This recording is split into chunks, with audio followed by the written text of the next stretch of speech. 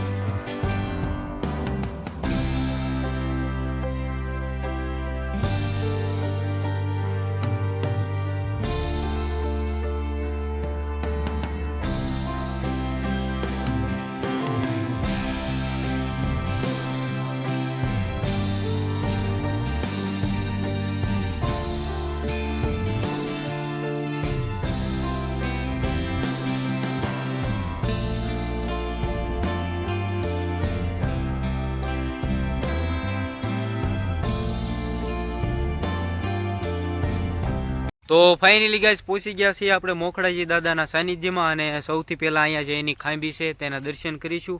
પછી આપણે જઈશું તેની મૂર્તિના દર્શન કરવા, જે તેના ઈષ્ટદેવ મુરલીધર દાદાની અને કુળદેવી શ્રી માતા ચામુંડામાની મૂર્તિ છે. એટલે મળીએ આપણે માથે મંદિરે.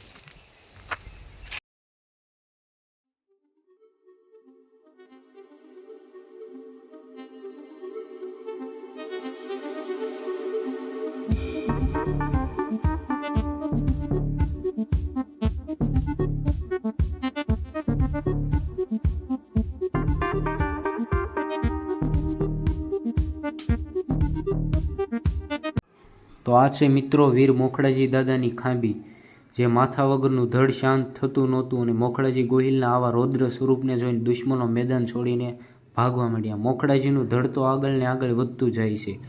છેક ઘોઘાથી 7 કોશો દૂર આજનું લાખણકા અને ખદરપર ગામ વચ્ચે જગ્યામાં પહોંચે છે. વર્ષો પહેલાં એ ભેંસુડી નામનું ગામ હતું. ચારણોનો નેસ હતો ત્યાં. આ ગામ એક ચારણનું કુટુંબ રહેતું અને ચારણની 7 કન્યા ત્યાં રમતી હતી. આ દીકરીઓએ માથા વગરના ધડને જોયું અને એમ થયું કે કોઈ ભૂત પ્રેત છે. ચારણની દીકરીઓ હિંમત રાખી અને મોખડાજીના ધડને જુએ છે. ચારણની દીકરી એટલે આઈનું સ્વરૂપ કહેવાય. મોખડાજીના ધડને બધી દીકરીઓ વીણવે છે અને ગળાનો દોરો ધડ પર નાખે છે. થોડી વાર પછી ધડ શાંત થાય છે અને મોખડાજી ગોહિલનું ધડ શાંત થયા પછી ચારણ કન્યા પોતાના ઘરે આવે છે.